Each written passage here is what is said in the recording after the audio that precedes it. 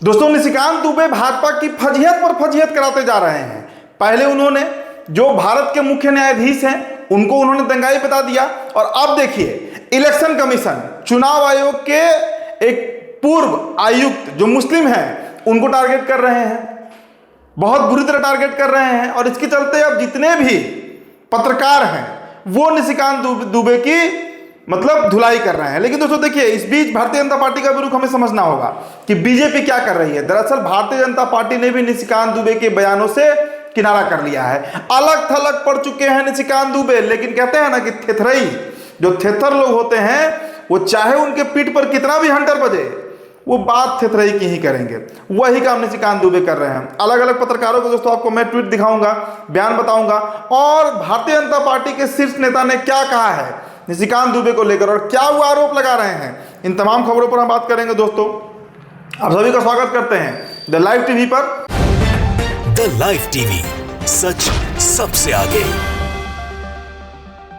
मेरा नाम उदित तारण है। दोस्तों, निशिकांत दुबे खुद हिस्ट्री सीटर हैं। इतने केस उनके ऊपर दर्ज हैं कि आपको मैं क्या बताऊं। वो केस आपको मैं दिखाऊंगा दोस्तों, लेकिन उससे पहले उन्होंने चीफ इलेक्शन कमिश्नर जो पूर्व में रहे हैं आयुक्त, उनको लेकर उन्होंने जो बातें कही हैं वो पहले आपको देखना चाहिए। अब देखिए, निशिकांत दुबे ने रिट्वीट किया है, मतलब शेयर किया है। दरअसल वक्फ को लेकर डॉक्टर SY कुरैशी जो है, कुरैशी साहब, इन्होंने लिखा था कि वक्फ को लेकर जो ये कानून है वो गलत है, वो एविल है, और मुसलमानों के जमीन पर कब्जा करने को लेकर भारत सरकार का ये एक प्लान है। अब कुरैशी साहब ने ये बातें लिख दी। अब उसको रिपोस्ट करते हुए देखिए निशिकांत दुबे क्या लिखते हैं। निशिकांत दुबे लिखते हैं कि आप चुनाव आयुक्त नहीं, मुस्लिम आयुक्त थे। झारखंड के संथाल परगना में बांग्लादेशी घुसपैठियों को वोटर सबसे ज्यादा आपके कार्यकाल में ही बनाया गया। पैगंबर मोहम्मद साहब का इस्लाम भारत में 712 में आया। उसके पहले तो यह जमीन हिंदुओं की या उस आस्था से जुड़ी आदिवासी, जैन या बौद्ध धर्मावलंबी की थी। मेरा गांव विक्रमशिला को बख्तियार खिलजी ने 1189 में जलाया। विक्रमशिला विश्वविद्यालय ने दुनिया को पहला कुलपति दिया। अतीश दीपांकर के तौर पर इस देश को जोड़ो, इतिहास पढ़ो, तोड़ने से पाकिस्तान बना, अब बंटवारा नहीं होगा। चलिए, तो कुरैशी साहब ने साधारण सा बात लिखा था कि वक्फ की जमीन क्यों छीनी जा रही है। लंबा चौड़ा इतिहास का ज्ञान दे दिए कौन? निशिकांत दुबे। अब देखिए, इस पर इनके फजीहत शुरू हो गई है दोस्तों। दरअसल खुद इनके पार्टी के नेता इनका साथ नहीं दे रहे हैं।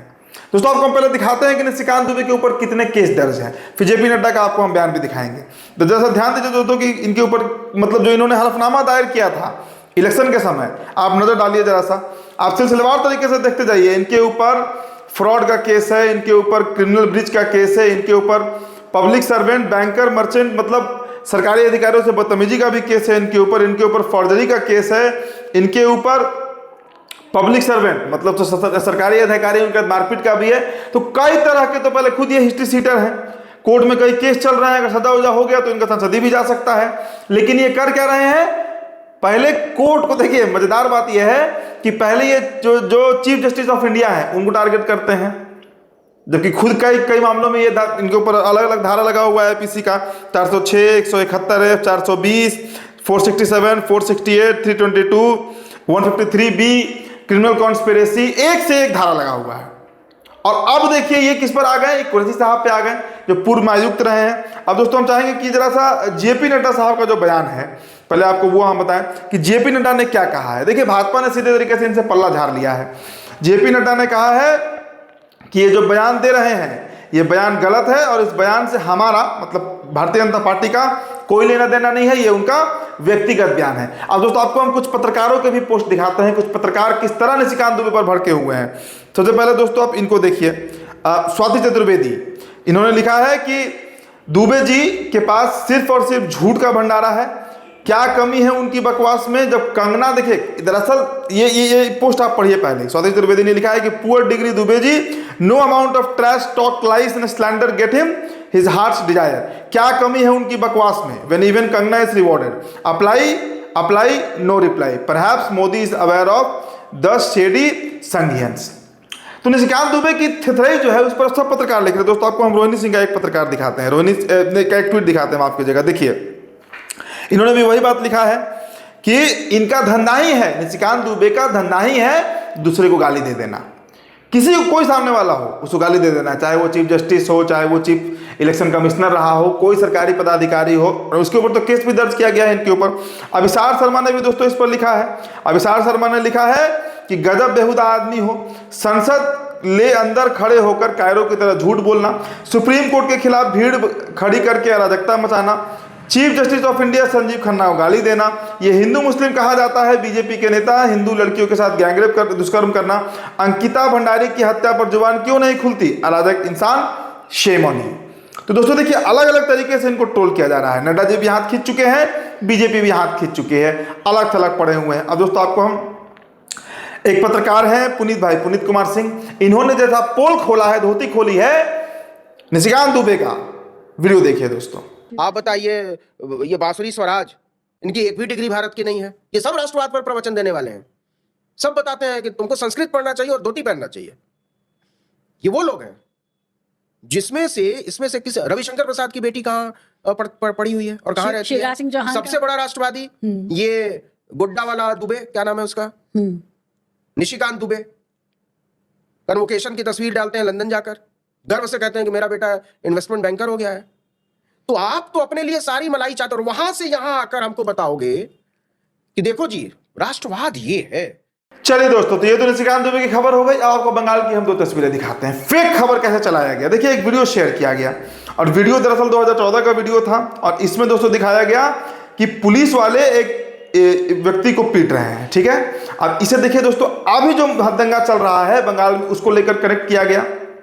दरअसल ये लिखा गया कि वीडियो वीरभूमि बंगाल का बताया जा रहा है, पीटने वाला हिंदू है और मारने वाला पुलिस जो है वो निशांत परवेज एसपी है और एडीएसपी फरहत अब्बास है। देखिए खबर देखिए, 2014 की वीडियो है, 2014 की वीडियो है और मारने वाला भी हिंदू है पुलिस अधिकारी, पीटने वाला भी हिंदू है। लेकिन अब उस वीडियो को वायरल किया जा रहा है और कहा जा रहा है कि बंगाल में जो एसपी हैं, एसपी साहब का नाम निशांत परवेज है, निशांत परवेज, वो इसे पीट रहे हैं। तो एक इस तरह का झूठा खबर जो है वो सोशल मीडिया पर काफी तेजी से बढ़ाया जा रहा है आगे। और दोस्तों आपको हम अगली खबर दिखाते हैं। ये देखिए योगी आदित्यनाथ कह रहे हैं कि देखिए पहले तो ये वीडियो आपको हम दिखाएंगे, बड़ा हास्यास्पद वीडियो है, क्योंकि कह रहे हैं कि जब हैदराबाद का निजाम अत्याचार कर रहा था तब बाबा साहब ने हैदराबाद के हिंदुओं को, खासकर अनुसूचित जाति के से जुड़े लोगों को एक पत्र लिखा और उन्होंने कहा, क्या कुछ कहा। पहले दोस्तों योगी आदित्यनाथ का वीडियो देखिए, फिर आगे इस वीडियो की सच्चाई आपको हम बताते हैं। वीडियो देखिए आप। जब हैदराबाद के निजाम ने वहां पर अत्याचार करना प्रारंभ किया तो बाबा साहब ने हैदराबाद के हिंदुओं को और खास तौर पर अनुसूचित जाति से जुड़े हुए लोगों को एक पत्र लिखा। उन्होंने कहा कि देखो कुछ भी हो, मैं सभी हैदराबाद रियासत के निवासियों से कहूंगा और खास तौर पर हिंदुओं से कहूंगा और खास तौर पर अनुसूचित जाति के लोगों से कहूंगा कि वह किसी भी स्थिति में इस्लाम स्वीकार न करें। तो दोस्तों भारतीय जनता पार्टी दरअसल यूपी में लड़खड़ा रही है। दलित वोट 2024 के लोकसभा चुनाव में पूरी तरह से टक्कर सपा की तरफ जा चुका है। तो अब कैसे दलितों को जोड़ा जाए, कैसे उन्हें साथ लाया जाए, इसके लिए बीजेपी काम कर रही है और उसी रणनीति के तहत अब अंबेडकर साहब याद आ रहे हैं किसको, तो योगी आदित्यनाथ को। तो भाई भारतीय जनता पार्टी एक राजपूत को हटाकर वहां दलित को बैठा दे वहां किसी दलित को और सीएम बना दे, तब माना जाएगा कि भारतीय जनता पार्टी दलितों की सच्ची हितैषी है। लेकिन होगा अत्याचार दलितों पर, कई खबरें आपने देखी होगी। और कहा जाएगा कि मुसलमान जब भारत पर अत्याचार कर रहे थे तो अंबेडकर साहब ने चिट्ठी लिखी थी। फैक्ट भी इसका नहीं है, 1857 में अंबेडकर साहब थे ही नहीं। पहली तो चीज ये आप जान लीजिए कि उस समय वो पैदा ही नहीं हुए थे। तो वो अंबेडकर साहब कहाँ से भाई चिट्ठी लिख रहे होंगे। तो ये जो एक देखिए, मैंने कहा ना कि भारतीय जनता पार्टी एक पूरा उल जुलूल खबर चलाती है, पूरा एक झूठा प्रोपेगेंडा जो है वो फैलाती है। अब दोस्तों आपको महाराष्ट्र की खबर दिखा देते हैं। महाराष्ट्र में एक पुलिस अफसर अधिकारी के द्वारा ये खुलासा किया गया कि ईवीएम में धांधली करने के लिए उसके खाते में भाजपाइयों ने 10 लाख रुपए डाले थे और भाजपा का महाकरप्शन और महाभंडाफोड़ हुआ है।